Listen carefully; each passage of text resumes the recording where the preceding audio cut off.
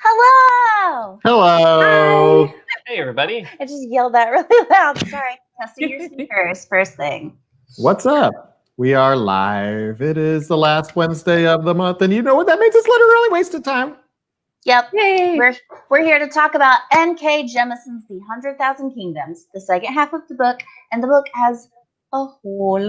Oh, so, Oh my hey, gosh, we got some somebody first-timers. hi. Hey, Cinda, welcome. Yay! Thank you for joining us. First-timers. Hi, Tammy. Hi, Jean. Hi, Adam. Hi, Dan. Hi, Joe. Hi, Lisa. Hi, Vicky. I'm sorry. I know you'll probably hate this, but I love doing it every single time. Yeah, we love seeing Jenny, you Brandy, come back. Victoria, Jennifer, Bobby, Lisa, Sarah. Oh my gosh, I can't even Jan, keep Emily, up. Julie. There's Brittany, Jan, Jenny, Emily, Brittany, Samantha, Jennifer, Julie. Cindy, Jody, Sarah, Brandy. Ha! I think I'm done. Got everybody. Well, I couldn't click on everybody, but hi everybody. We're so happy to be here. Vicky, it's early. We just started, Vicky. Start with me, okay. It's not a lame shirt. It's a cool shirt. It's Cyclops from the X-Men, and everybody knows Cyclops is the coolest X-Men. Moving on. All right, moving on. So we're here to talk about. This is the final discussion for the 100,000 Kingdoms by N.K. Jemisin.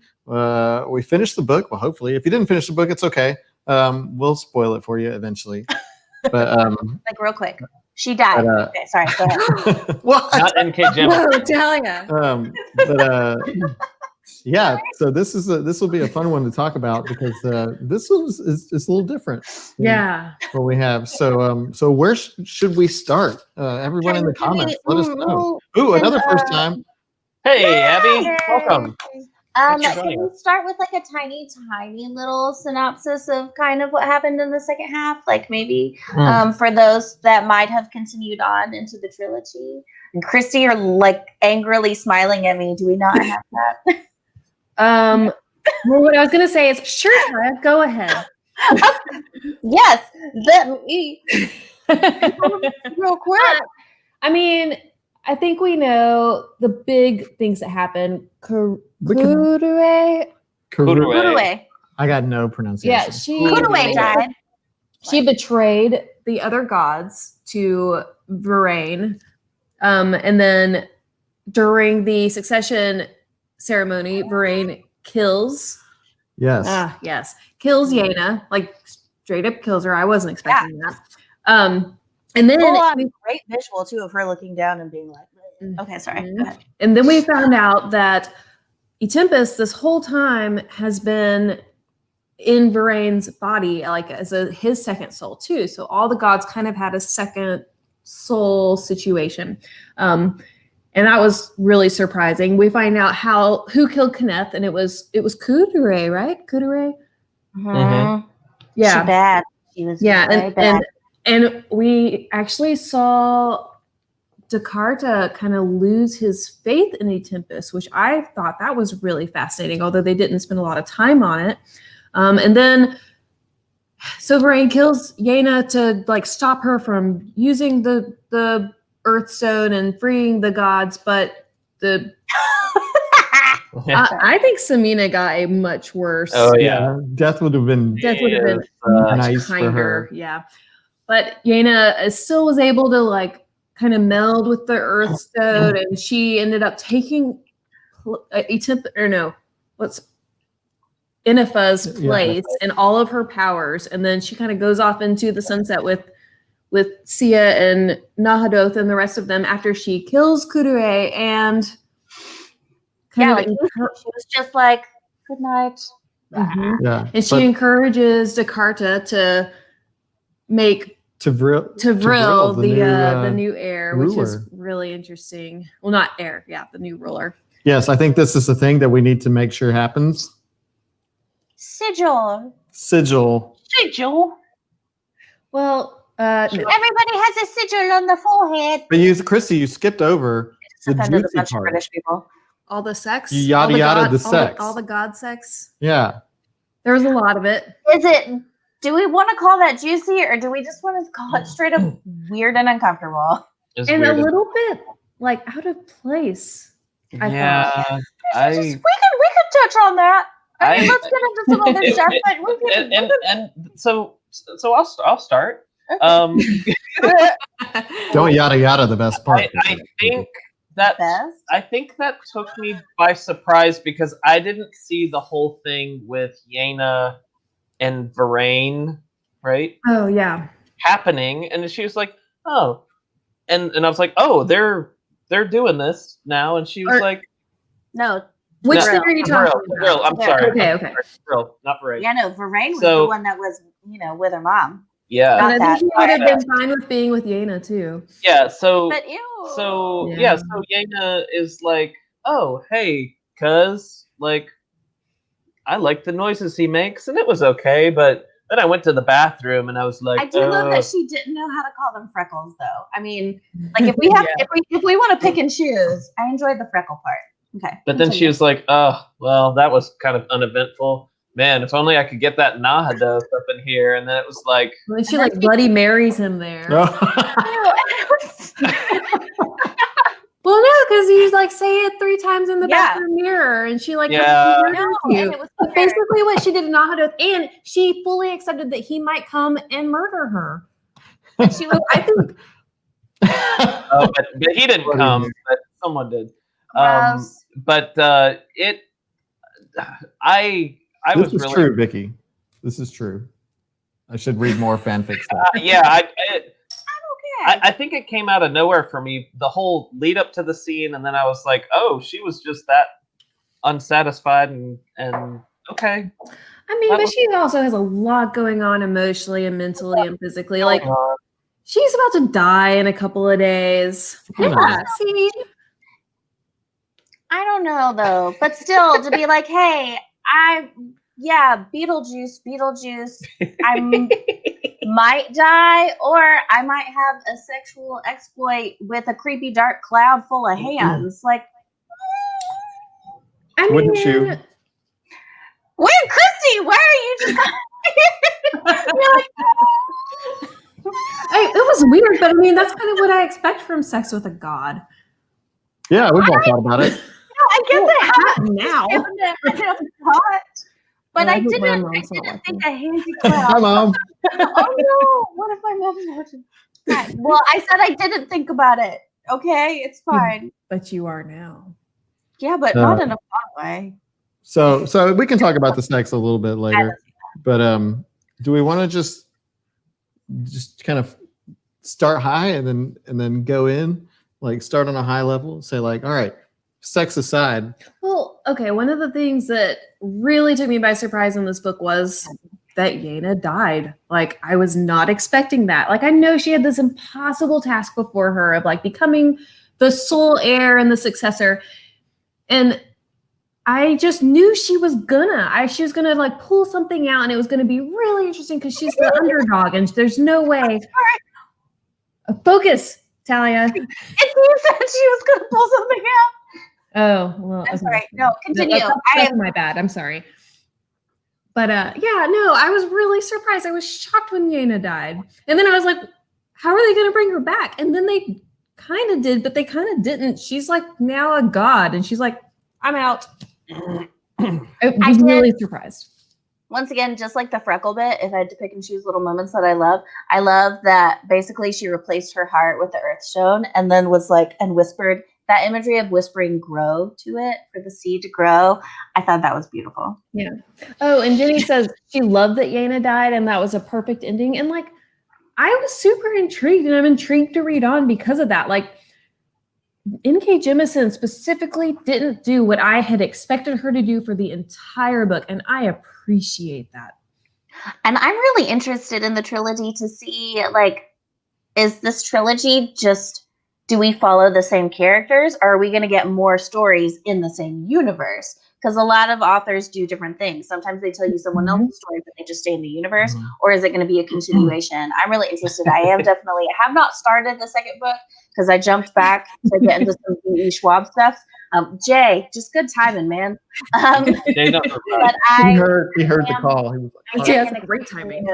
He heard us say sigil. But I am going to continue the trilogy for sure. I am like you. Was it perfect for me? No, but I'm super interested, and also I think I kind of love her as an author, because like you said, I didn't know what to expect, and the style was different and kind of what I needed. I was in that reading rut, you know. Sorry. And also, like, I love that it didn't leave on a huge cliffhanger. I mean, it kind of did. The whole world's about to turn upside down, but I felt like it was a complete story. And like, I don't have to read on, but I'm going to, because I'm really interested to see what else happens in this world. And I mean, the book's called The 100,000 Kingdoms. We have 100,000 kingdoms to choose from for the next 2 books. Like, we've only heard about a couple of them. That's Or way too one, many kingdoms. really. It is way too many, actually. So I'm going to take a little bit of a different approach. Okay, let's do it. I was confused. I had a lot of confusion, and you know, it didn't have anything to do with like who was who or anything like that. It was just like, you know, as soon as the end happened, it was like all of a sudden, like, she's throwing a lot at me right now, and like, you know, as soon as we got to that ceremony, it was like, what? And then, like, you know, she died and we weren't quite sure who killed her. And then as she's dead and floating around in a sort of a corporeal form, we get like sort of this like villain speech explanation of like what is going on. But even still, I had to like go to Christy and I had to be like, please help me. Please help me figure out what this is. Cause I wasn't sure, like, you know, Tempest was Varane, and what was the Tempest's plan? How did, you know, he had to find out from Kuru.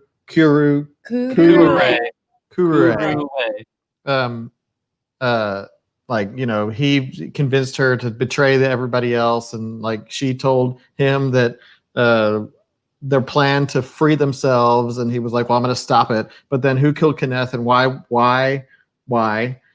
And then like, I just had a lot of confusion going on, and it was I know it's just, you know, I know I really have a lot of things like nailed down, but do this one. Yeah. And I want to say, but this is her first novel, and I think that, you know, the rest of her books and some of her other series have a lot of really I'm good not things. judging her. I'm not saying like you're a bad writer or anything like that. I'm just saying, like, this book, if I were to take in as a, you know, in a vacuum, just looking at the material itself, I'm not saying that all the pieces aren't there. They probably are. Y'all got it. I just didn't, because I'm dense. But no, I agree. I will say I did actually have a harder time following the second half of the book than the first, because the pace did jump for me, and I felt there were a couple of times where I had to flip back a few pages and kind of like give myself a moment to catch up. So I did have a harder time completely following the second half, just as far as the pacing of the first half goes. But I still really thought it was really interesting. Yeah. What? It's like about Ghostbusters.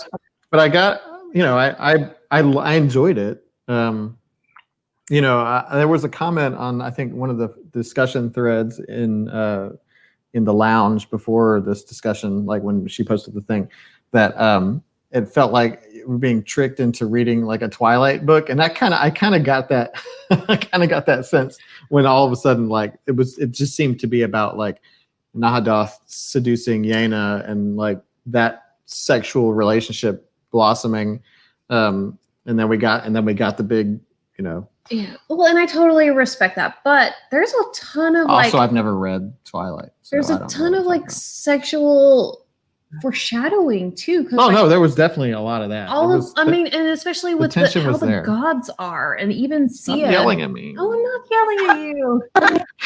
Oh my gosh, get over it. But baby. Yeah, no, but I liked it. I had a hard time connecting the dots, and again, it was this. I don't know why. Maybe it's me. Maybe it's just what's going on in my life. But like, I had a hard time. Like I said this last time, I had a hard time like retaining some of the stuff that I read. Like, I would like read a few chapters, and then I'd stop and I'd be like, "What did I just read?" And I think that just might be a problem with me. Okay, so Katie Ellen says, I don't think it's like Twilight. Yeine needed some sexy times. It isn't about being helpless. It's about being loved one way or another. So I totally like get that, because there was that whole thing after the fact where they talked about how lonely he was because he's been missing Enifa this whole time. So there hasn't been anyone on his level. Like he's only had humans to connect with, so to speak, and not a god. But to me, that's kind of what took me out of it even more. I think I kind of wanted. Sorry, I can hear an echo of myself, and it's really distracting. Can anybody else hear that? Anybody else hear that echo? I think I wanted them to wait. I think I wanted there to be all of that tension, and then once she finally like died, came back, stepped into her new role or whatever as Enifa's place, that's when it would finally be like, now they're complete. Now we can do it. No, like on a love level, like now that Nahadoth can finally be complete again because it's someone who's on his level, and I think that would have made more sense to me. Yeah. Well, truth. I mean, there's always something special about her. I mean, they always knew that she had the soul in her. And I know that it was a lot about love, but I think it was also a lot about control and Yeine having control over something in her life during this period, because she really didn't have anything. And she I actually really appreciate how the book was a countdown to the day she died. I thought that was a really cool thing. But I mean, that just kind of really expressed to me how out of control she was of her whole life. So that's kind of what I saw the sex as, was just her. No, I get that. Makes sense. Yeah, I'm not mad that they had sex. I'm not saying that I'm mad, or whatever it was. It did take me out of the story a little bit. But but she, one thing that I liked a lot was, and we talked about this last time too, but the way it sort of furthered into her becoming a god, the narrator voice that she told the story in, and how how human it was, how you actually think you're being told a story by a character, and it's not like this sort of omniscient narrator, or it's written in sort of a neutral voice. This was very much written in the voice of a person, and I felt that, and I enjoyed that.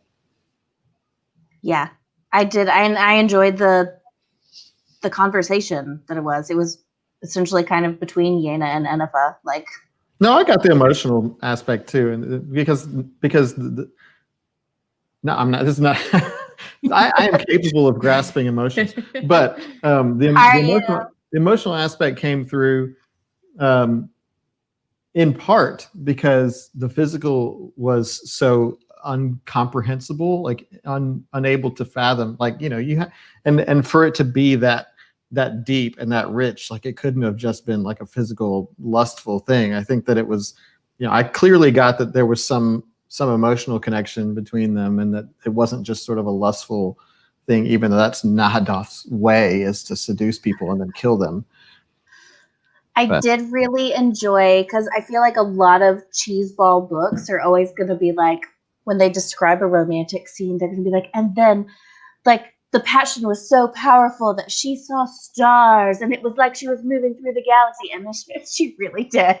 It was like it was like a soul. She's like I don't know what I got filled with, but I got filled. It was like, oh no, okay, that's right. I forgot that was like it wasn't part when they were talking. I'm sorry, but when she talked about the god penis,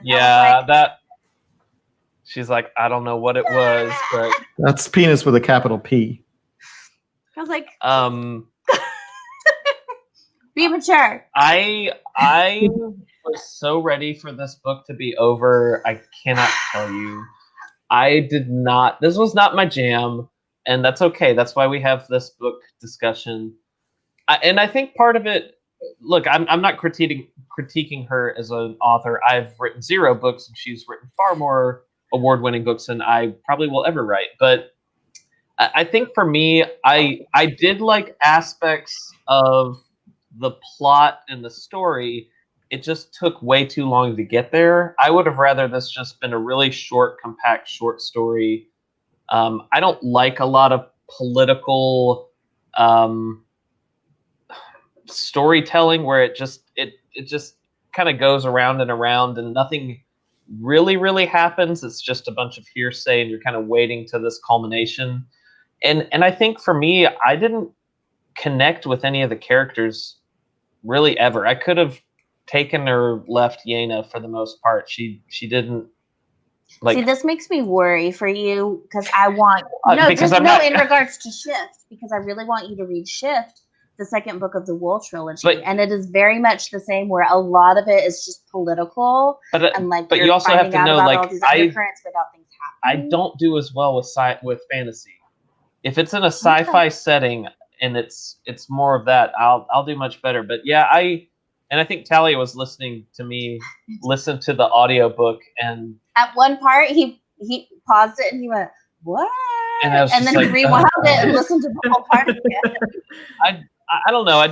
I did like certain aspects of it, and I liked certain plot points. The ending was satisfying, and I liked that it ended in a way, like you said, Christy, that's like, you don't have to continue. It's not my least favorite of all the books that we've read, but it definitely didn't resonate with me personally. Sorry, I just saw Adrienne's comment about rereading. That was actually something that I thought about it. Okay. After realizing that all this narrative conversation was between Yeine and Oedipus' souls, essentially, it made me want, like, knowledge-wise, it made me want to go back and reread all of that conversation throughout the entire book, now that I knew everything that was happening. But I also am not going to go back and reread the book. Like, being clear, like, I'm not going to go back and reread it.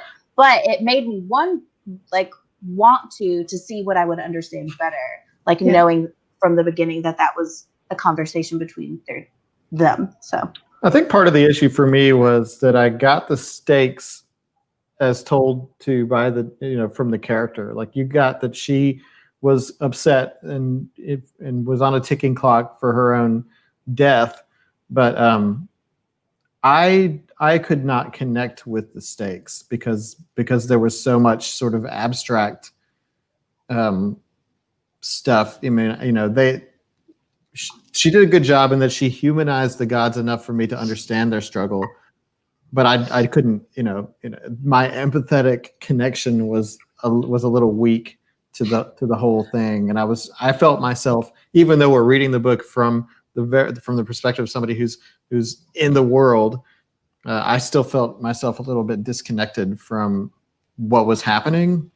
Yeah. So it was hard for me to immerse myself in it. I find that interesting because, like, I didn't personally connect to anyone in the book, but I still enjoyed it. Like, I didn't feel like I had to personally connect. But I mean, I know, like, every book is different for every person. But I see, like, what Adam's saying. It's like the stakes for me, like, to me, it didn't matter who got, crowned or whatever at the end, because I didn't connect with it, and I didn't really care. Like, and I know I super cared. I was like, it better not be Samina. Oh no, Samina. I mean, Samina's an interesting, horrible character. Like, I actually, she was a great villain. I mean, she's a great villain. But she's a mean girl. Yeah, I yeah. She's a mean girl. Yeah, I like your shirt, Christy. I'm so sorry. Thank you. I like what Matt Scalisi said earlier, the one you had on the screen a little while ago, about how I gotta find it. This one? Yeah. Yeine killed people at the end, kind of shocked him. It fit her personality, but isn't what a conventional young adult hero would do. I don't really see this book as young adult, but I don't either. I would not let my daughter read this. But she doesn't need to read about a god penis. Yeah. What? But I really love that Yeine, I mean, she killed people, but she's also, her soul is like intertwined with the god of life and death, though. Yes. The Twilight God. Twilight. I think it's totally in character. I really liked it, but I still wasn't expecting it. And then that's something else that I really appreciated. Yeah. Oh, and someone else mentioned, oh yes, I mean, it was the worst. She was the worst. So someone else mentioned about how Oedipus was turned into a human and his punishment, and I really liked that too.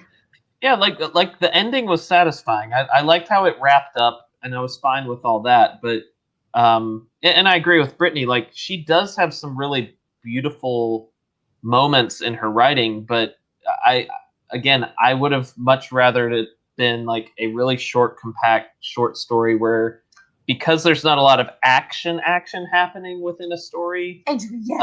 She's 13. Not yet. Not yet, no. Sorry, continue. Anyway, one of the things that I will praise the author for is her imagination, like coming up with all this stuff and the different countries and the different, the way the gods work and the mythology behind the gods, and how, coming up with a world where like one god defeated the other gods in battle and then now they're enslaved to humans. It's just like see, that's why I'm interested to read the rest of the trilogy, because I want to see what more like we're gonna learn and explore. Also, Bobby's asking who Yeine killed Turue, the godling. What? What? I don't get it. The Tempest is Balky? Is that what you're saying? What is this from? What? Perfect I don't understand Strangers. this reference. It's a Perfect Strangers reference. I got you, Dan. I got you. I got it. it. Made me laugh. It made me wheeze laugh. Keep going. Weasley. You're such a Weasley. But yeah, no, the world was just incredible, and Inky Jemisin, she's just so creative. It's awesome. This is a very creative premise and a very creative way of telling the story, and I appreciate it. I appreciate it a lot, and I like I said, I didn't hate the book. This is not like I disliked the book. I was confused during times. I needed to phone a friend about the story, but there's a lot that I can appreciate about it. Well, and this made me all the more excited for the 5th season, because I have heard an unending amount of wonderful things about that trilogy. It's right there on the shelf. So I've already got that. I'm not going to be able to get to it for a few more books. It's still very much like on the TBD list. But it's like it's a big deal. It was a trilogy where every single book in the trilogy won the Hugo Award. Yeah. And I've heard it's fantastic, and that she, like, knowing this is her first book, I'm very excited to. Yeah, me too. Steve has a comment about the audiobook.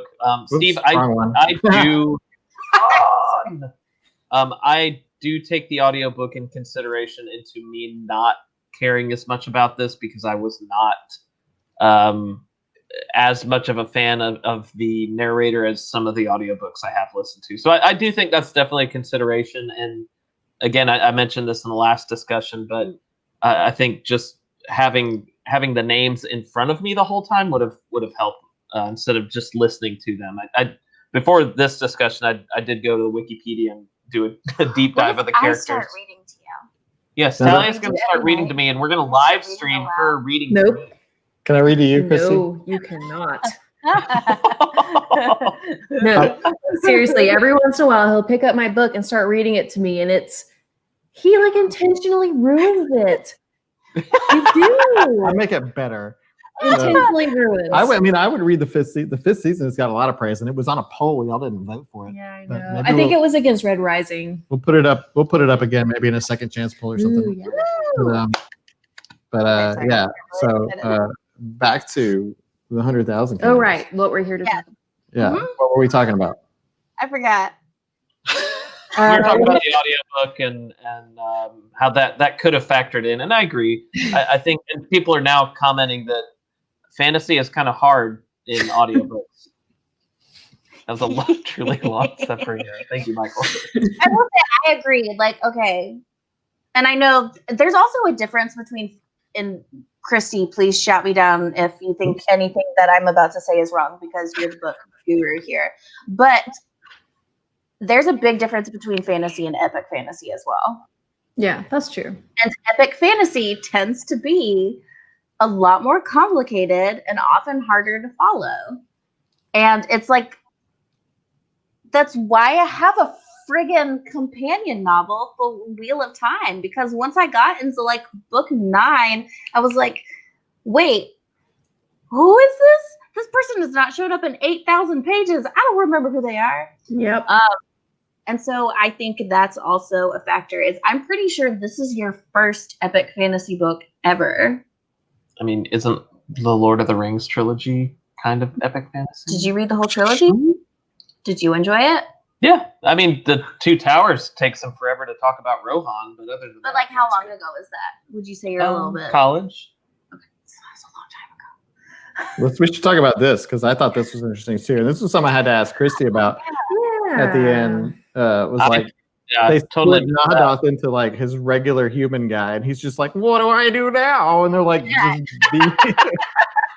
Well, because he didn't want to. I think he was ready to go. He was very unhappy, and I think he knew that he was going to die or he would cease to exist, essentially, once Nahadath was free. And he was like very accepting of that and ready. He asked for it too. Yeah, well, his existence was the worst, like awful. So for him, it would have been freedom as well, freedom and death. Mhm. And so when not Enifeth, Yeine, like gave him this chance. Yeah, he didn't want it initially, but I still like that she did it because it didn't seem like a cruel thing. It really did seem like a brand new chance. And now he's gonna get free, and it made me feel like what a horrible, horrible existence. Do we ever get like just a human Nahadath like companion like novel just off to the side? Hey, there's two more books. You never know. Well, I'm gonna know what he ends up doing with his life. There's two more books. Maybe in he this ends trilogy. up hanging out with Human and Tempest, and It's they're just just like they totally become Larry possible. and Balky. I wonder if he just goes like by now. He goes around the world filling voids. Ew. Oh Not man. necessary. Y'all took But it yeah, the wrong like way. because you got Human and Tempest, and you got Human Nahadath existing now. Joe says you find out more in the next one. I mean, well, you'd hope so. So Joe, have you read all of the trilogy? Yeah, or, he said that he read the whole thing earlier. Okay. Well, yeah, I was definitely interested if it's going to be a continuation or if it's going to be just set in the world, like Talia had mentioned earlier. Do you want to know? Does that count as a spoiler? If it's set, is it just in the same universe or the same characters? Are we allowed to know? I don't think that's a spoiler. That's something you'd learn very quickly in the second book. Okay, well then someone tell us if you've read the second book, no actual spoilers. But if you have read the second book, not the third, if you've read the second, is it a continuation with the same characters or is it a brand new story in the same universe? Please tell me. We're very curious, but don't ruin anything. Either say continuation or Ooh. new. Joe says he read all three, kind of a continuation, but with some, I can get, okay, cool, okay. Yeah, no, I You're like bringing that. in some new blood, but like learning more. Okay, I got it. That sounds preferable. I don't want to have to start over with brand new people just yet. I mean, I do really like the world, so I'd be interested either way. I do love the visual of the tree. Yeah. Yeah, I didn't Isn't really that cool? understand why that was, but it was like Well, we just played Ori and the Blind Forest, and I was like, this is okay. She's the goddess of life. So like basically all this stuff that was a Tempest created, like if this whole city was created in his image, so to speak, to the point where the lights never went out. They friggin' slept in the brightness, which sounds awful.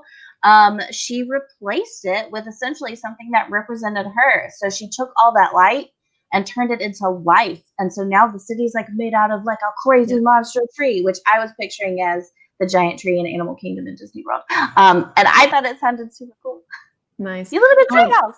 At some point in the book, in the first half of the book, there was a quote about how the Arameri all live like elevated, like physically elevated above the rest of humanity, and how like it's basically as if they're like lesser forms of gods.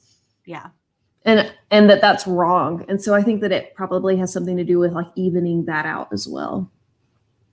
Speaking of separation, I like as a side little separate thing, I loved that Sia created that whole like fun little protected bubble for all of the family to have like this happy little escape.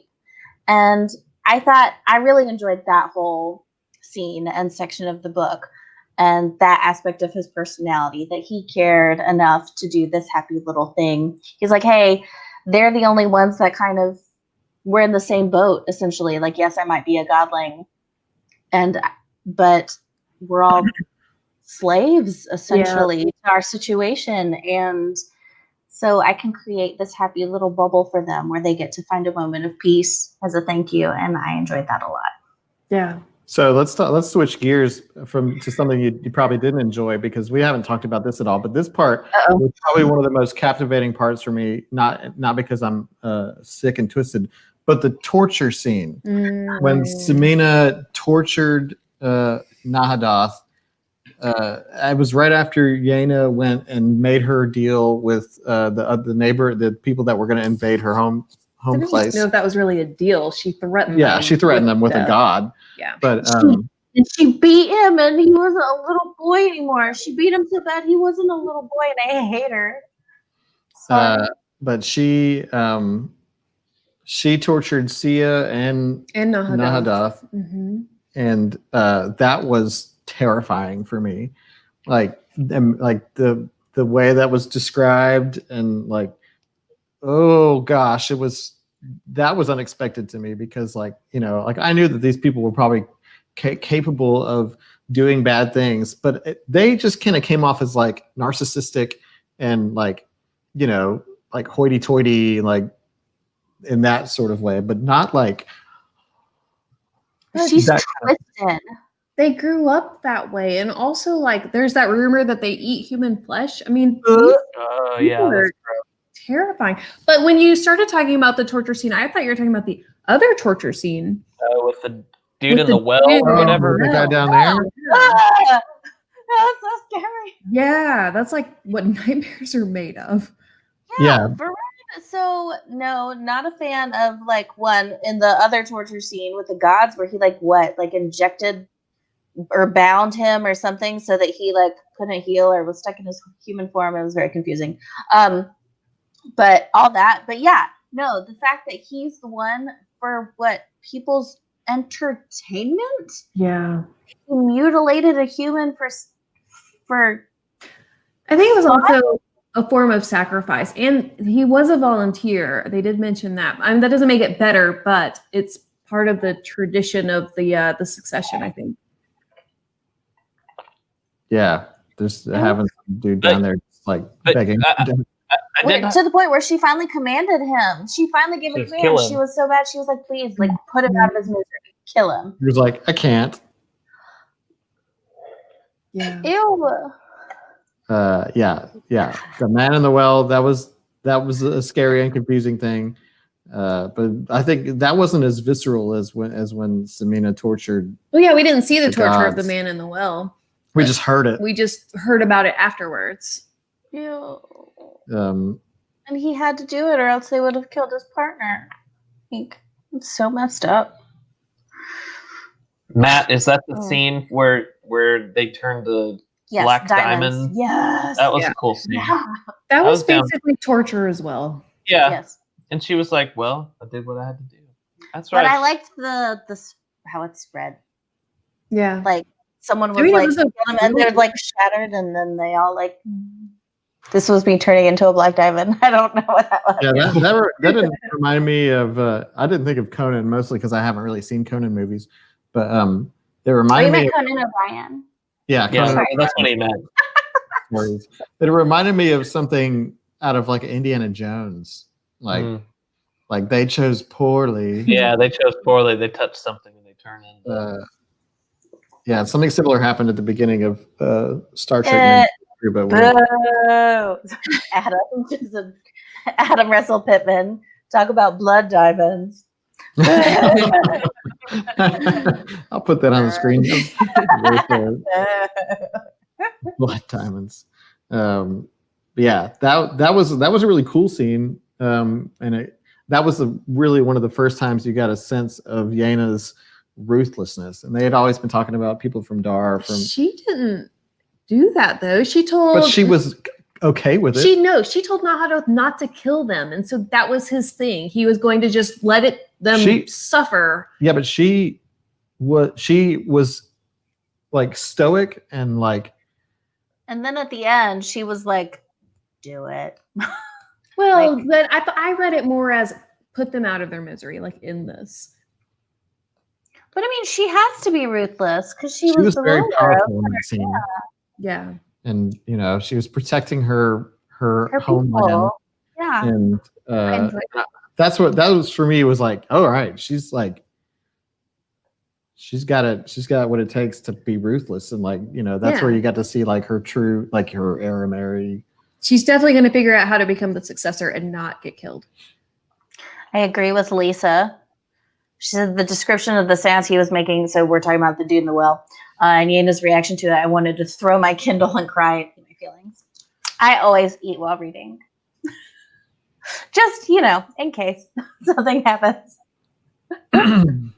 What wouldn't you do to protect the people you love? That's a good question. Would I turn people into diamonds? Probably. I mean, but those people, that's a lot of money now. I mean, if I died as a diamond, y'all be like, hell yeah, Lucas died as a diamond, y'all. We're So would you be mad if I put you on eBay? no, I'm just saying, yeah. Well, she even said that. She's like, at least the families will probably, be set for life now. Yeah, I mean, be like, yeah, that's a this was my son's fingy. That's a ton of money. This will pay for our groceries. She's not a normal girly protagonist. Yeah, I love that. Dan, no, I would not.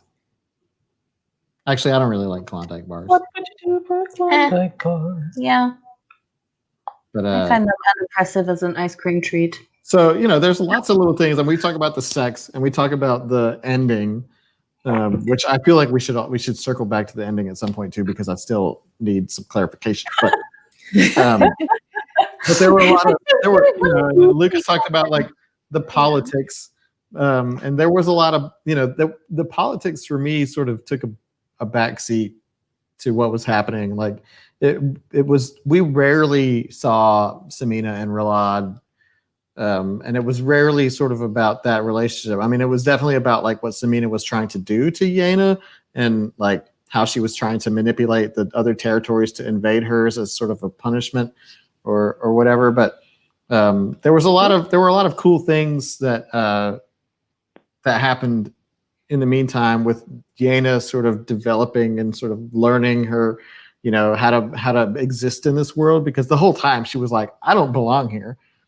Yeah. But she did a lot to make her footprint. Is that what am I trying to say?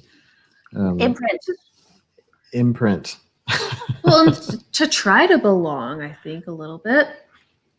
Yeah, well, I mean, you gotta, in order to beat them, you gotta join them, right? And so, in some ways, her attempt to take Nahdoth to threaten these people was doing what Samina would have done, or not what Ralad would have done, but because Ralad was kind of a nothing. Well, and also all that stuff, learning about her mom's life and how ruthless her mom really truly was, and learning that whole side of her and the whole plan. She had her mom had this whole plan for years. As soon as she found out that her dad killed her mom, then she enacted this entire, it's just crazy. I loved all of that. I loved when all of the dots finally got connected for me. Satisfying to get the answers. I wonder what that feels like. Having the dots connected. Sorry, I was reading the comment. Okay, I felt bad for Ralad. He's someone who had a soft heart and didn't want to be a part of society, was stuck there with no option other than drinking reality away. I still want to find out, did I forget? Did I miss it? Do we know what Samina did to him? He died. She stabbed him 30 times. No. Before that. The reason he was all messed up. Now, it wasn't implied. He told Yeine that, she's going to come after you through whatever you love. And I think that is really telling. So whatever he loved, she either used against him, or she destroyed, or probably. That's why I was just wondering if we. Bobby has an interesting point. They weren't specific though. There's some clear history there. You picked up on that. Yeah. But they also said at some point that or maybe we said it in the last live discussion, that we don't think that he was kind to his consorts. Yeah, it might have been his way of like enacting revenge a little bit. He obviously wasn't strong enough to actually hurt Samina, but he could hurt these women that looked like her. Which is messed up. There's so much messed up with the Arameri in general. So screwed up. Like they're very screwed up. Yeah, and it goes deep, mostly because like literally every person that lives in the castle is family. Well, and they're all sleeping together too. Yes. And this is a very like sexually liberal. They have different rules than we do. Because like the people are sleeping with the people, the gods are sleeping with the gods are sleeping with the people. So, Jennifer, we got to look over this one. One of the things I enjoyed the most about this book is the grayness of everything. There aren't just two gods, black and white, good and evil, but a balance between the three of them. That's grayness is the oppression versus power that people hold in the book. Grayness is the characters' morals and decisions. That's Yeine. Yeine comes in there. She's like, hey, I'm walking in the door and I'm bringing morals with me because y'all are gross and you suck. Yeah, and Joe posted something in the discussion thread too about the Freudian aspects of the id, the ego, the superego, and you really got deep there, Joe. I gotta give you props for that one. Going into the psychology, but yeah, it's really interesting. Gabrielle, like it didn't seem like they really understood how the world worked. They didn't seem like they really understood how the world worked outside their kingdom. They are in charge of all these places and speak with the representatives. But it's like a game to them. Yeah, it totally is. And that's evident that like they never really had to deal with threats because when the gods went away and Descartes was like, what are we supposed to do? Yeah, we're screwed. They're gonna come kill us. And she's like, yeah, probably. I love that, by the way. But sorry, I was just gonna say that actually made me, when she was watching all of that happen, so I don't remember, they were in the Citadel or whatever, and she was watching this whole governmental meeting and was noticing that even though they were supposed to be the rulers, they had more representatives. And when she was making those political observations, like it really, really reminded me of Red Rising, and how politically corrupt I'm not going to spoil anything because I honestly don't remember what book it's from, and I don't know who's read all the things, but the political corruptness of their system and like the different, even among the golds, all the different tiers, and how like you can say that there's representation, but does it matter? And I thought that was a big connection for me, and I thought that was super interesting, and I would be really shocked if that doesn't come back into play in the rest of the trilogy. Well, and I wouldn't mind that. That to me, that's the difference between like the political stuff that happens in Red Rising versus this. And again, I'm not going to give away too much, but I really liked the scene where Yeine and Nahadoth went and turned the dudes to diamonds because something actually happened that wasn't like totally, I mean, it was weird and kind of twisted, but like there weren't that many kind of actionable chapters for me where I was like, oh, that was that chapter where this happened, because it was kind of this mush amalgam of she's in this place trying to figure things out, and I couldn't pinpoint, but like the scene in the first half of the book where there's that scene with the guy on the bridge, right? Like he's a heretic and he gets like speared, and like that's a cool spears himself. Yeah, something actually happened, and I feel like that's the difference for me. Physically, yeah, there's just physical action. A ton of stuff happens, but you care, like, because the type of book that you like when you appreciate when like physical action things are happening. I need that's for me. That's people doing things. Well, I mean, it's a difference between saying like that torture scene that we can all like remember, and me saying that time she went and spoke to Viraine, because that was like there were like 100 of those. It's like 3. There were a lot. There were like a she couple. Went. I mean, come on. But do you know which one I'm talking about? It's one of the 3. See, when it's the talky stuff, you wouldn't like Star Trek, Lucas. It's a lot of the talky stuff. Well, that's what it is. Then you like this book. I told you.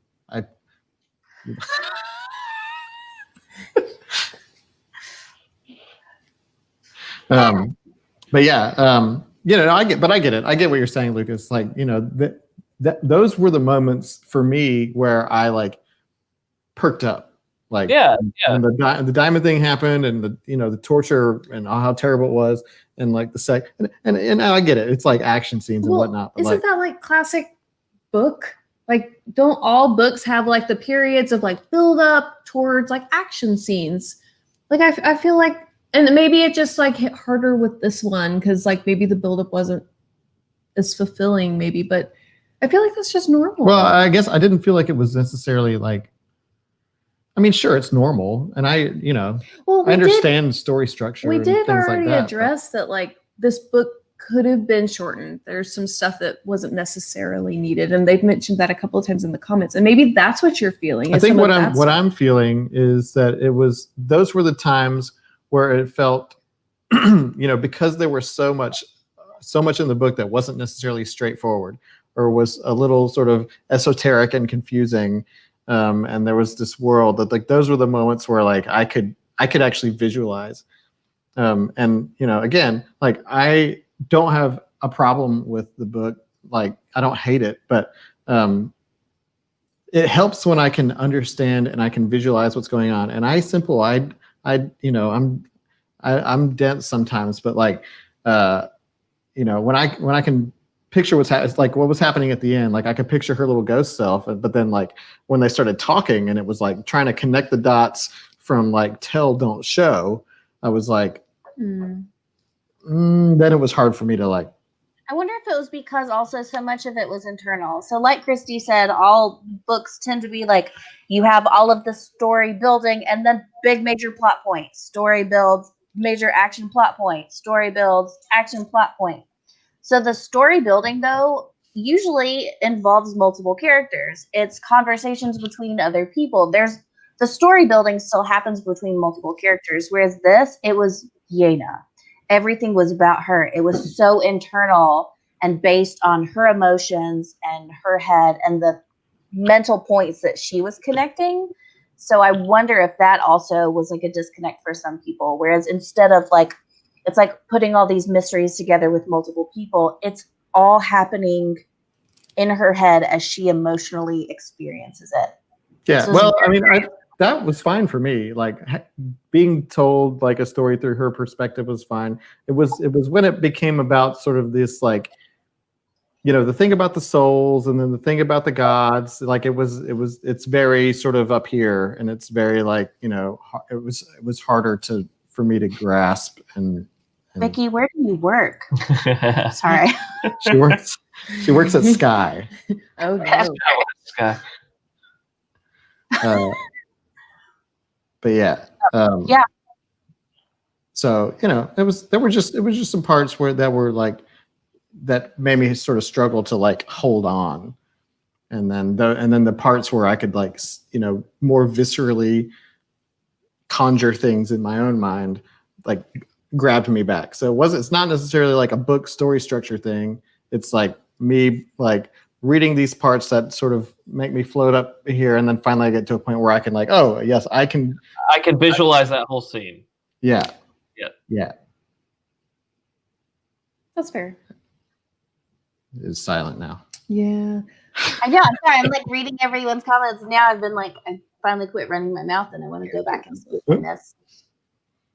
Which one? Was that like the third person? Omniscient. Yeah. I thought A Tempest was really cool. So I'm reading one of the Wheel of Time books at the same time. Like I'm almost finished with like the 13th book. Yeah. But A Tempest reminds me so much, or vice versa, of Galad from the Wheel of Time. Which is this character that only sees things in black and white. Like there is a right way and a wrong way, and there is no gray area at all. And I think that is completely A Tempest. And I was able to like really not relate to him, but I got that insight because like I have some chapters that I've been reading that really like went into this other character in this other book that I'm reading, and I just really enjoyed that. So Dan, you made a comment about odd real world phrases, and that kind of took you out of the book. I didn't really notice that, but I get what you're saying, because I watched the TV show Star Trek Picard, and they do that. Oh and yeah, that really bothers you. That really bothers me.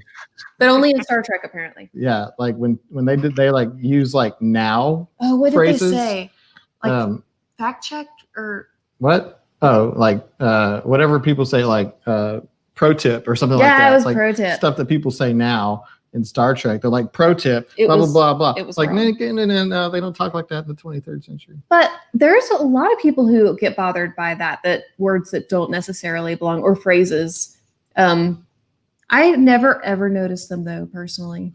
Okay, so sorry, I just realized Joe said that Naha is Dream from the Sandman, and I feel like I saw you mention something about that earlier. I don't get that connection because I haven't read that.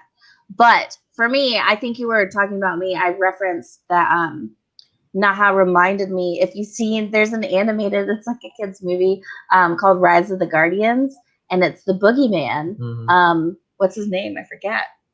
But he's like the nightmare. Boogeyman, and he is able to distort and alter the magic of the Sandman in that movie, and that's who I always pictured him as. I pictured a Tempest as Homelander. Powers. The Tempest is Homelander from The Boys. He's like this Homelander like Captain America. He's like the Captain America superhero, but like really, he's a horrible human. Like, and I was like, he's like this like shining light with like the perfect hair and the perfect teeth, a symbol. And he's like, aha, you all like worship me. Pretty boy of superheroes, but really, he is like the actual worst, and I kind of felt that way about a Tempest a little bit. Okay, we are 3 minutes out from the hour. So we should do final thoughts, and then so stick around. We've got some super cool announcements to make. So final thoughts. Final thoughts. If you don't is it my favorite book that we have read thus far? No. Is it one of our more interesting and complex ones? To me, yes. Am I going to continue reading the trilogy? Yes. But I want to go back and finish Shades of Magic trilogy first, since we're going to be, trying to be Shmuel on Sunday, but continue. So for me, I found it super interesting. I'm going to continue reading. Made me more excited for the Broken Earth trilogy. But yeah, it was not a perfect connection for me the whole time, but I still found it captivating. Yeah, I will not be continuing. It was not one of my favorites. I'm not even going to dig into that. I do want to maybe one day, and this is where my struggle is, like the books that I do want to read in the other series, I haven't even gotten to. So I'd like to read some more stuff by her, because I do think she, she's a good author, but this one just didn't grab me. So I won't be reading the rest of this trilogy. Yeah.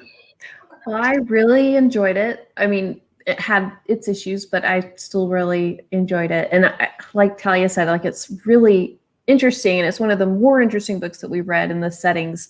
So I'm definitely going to be reading more, but I'm going to not prioritize it because I feel like I don't have to, but I'll get there. Yeah, I enjoyed it as much as it seems like I didn't. I liked it. It was a fun ride, but I don't feel compelled to read more, especially the way this book ended. It didn't leave me in a place where I was like, I need to find out what happens, or do I want to live in this world? No, not necessarily. Yeah, I wouldn't go that far. I didn't hate it, but I'm glad we read it. But I am interested to read her other stuff, especially the Hugo Award-winning stuff, the fifth season and all that stuff. And I get, Sarah, I am not an avid fantasy reader either, so a lot of this is new stuff for me. Fantasy is not my genre. I'm a sci-fi guy, y'all know that. But I'm expanding my horizons. It's awesome. So I and if other people, if Krista reads it, she's like, you have to read this, I might consider it. But it was fine. It was a fine book. I'd say it was more than fine. At least for me, it was. It was for me too. It was fine. But that's the beautiful thing about this book club, is we encourage everyone to have your own opinion. How boring would our discussions be if everyone felt exactly the same about everything? It wouldn't be a discussion at all. It would just be us listening. So, we should do rankings. Yeah, I think it's time we've read enough books now. Vicky, I'm gonna put it on the screen. Wow. That's where it falls in the alphabet for me. I apologize.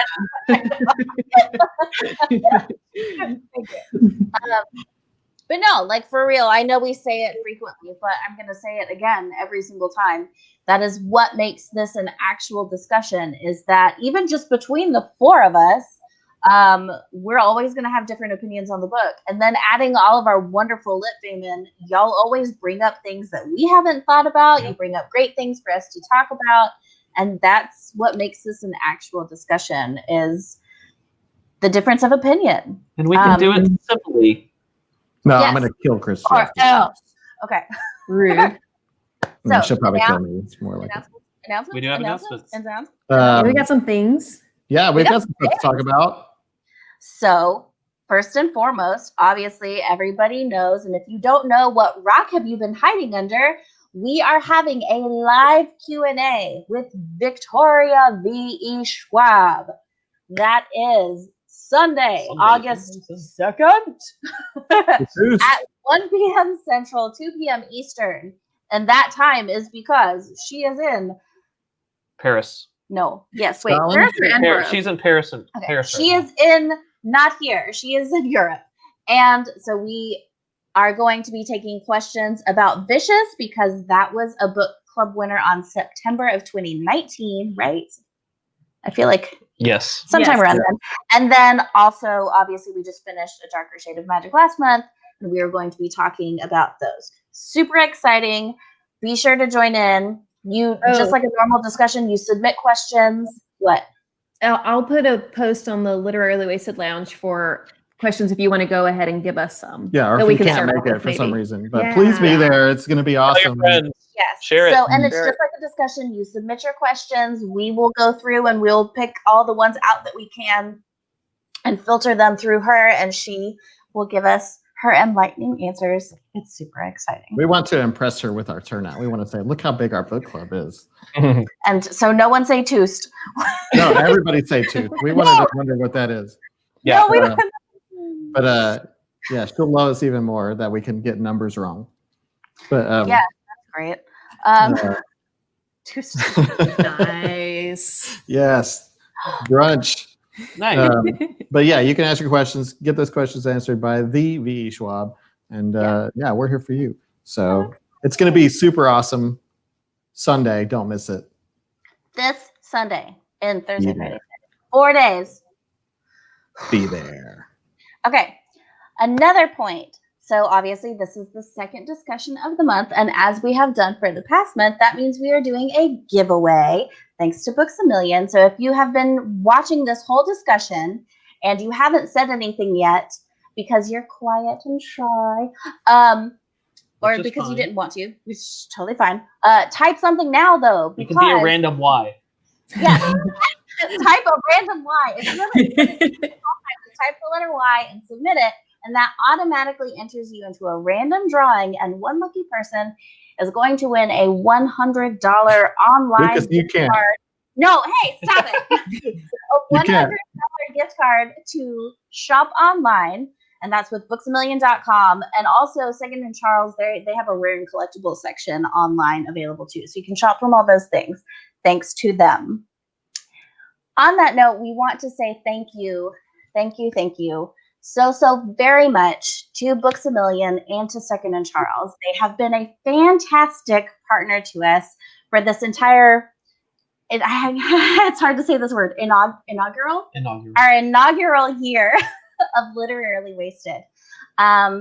They were so helpful and supportive, and honestly, we're just really great friends to us as we started this book club.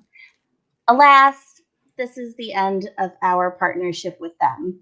We have decided to spread our little book club wings and fly.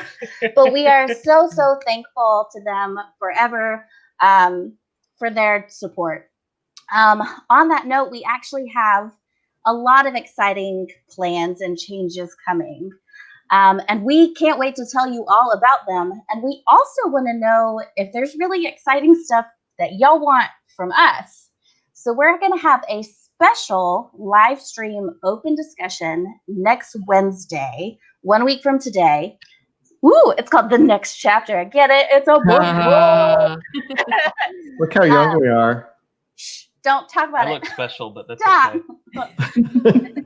My hair was long and I was skinny. We don't have to dwell on it. Okay. Next Wednesday, August 3rd, 5th, August 5th, at the same time, our usual time, 7:30 Central, 8:30 Eastern, we're going to have a big open forum discussion where you can ask us whatever you want. We can have a big discussion about plans for the book club. We can tell you about some really cool things that we've been working on and just kind of answer.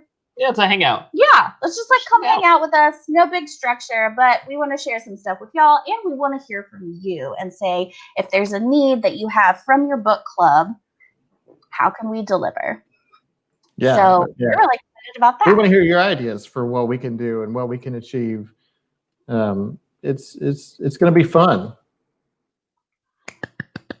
Yeah. I think that's it, right? I think that's it. Did we do all the things? Sunday. Yeah. Sunday. And then Wednesday, August 5th and 5th. Wednesday, August 5th, and we will discuss the next chapter. And it's another book pun. Because y'all know we love some book puns. We love puns. Yes. Yes. Yes, we do. So, this has been fun. And we look forward to seeing y'all on Sunday for the live discussion, and then on Wednesday for the next thing. So stay active in the group. We'll be there, talk about whatever y'all want to. Continue this discussion if you want to. Maybe one day we'll try that Facebook rooms thing again, and we can all see each other's faces. But mark your calendars for sure. Yeah, mark your calendar. Next Wednesday. V.E. Schwab.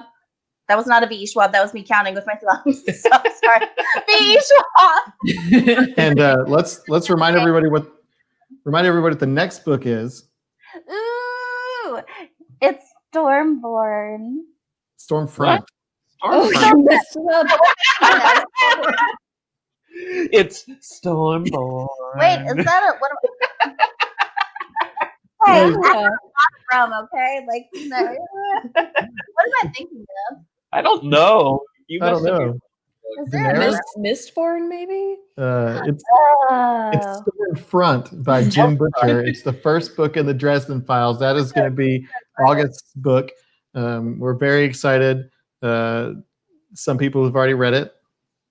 Or read multiples. I'm going to read it again. Yeah.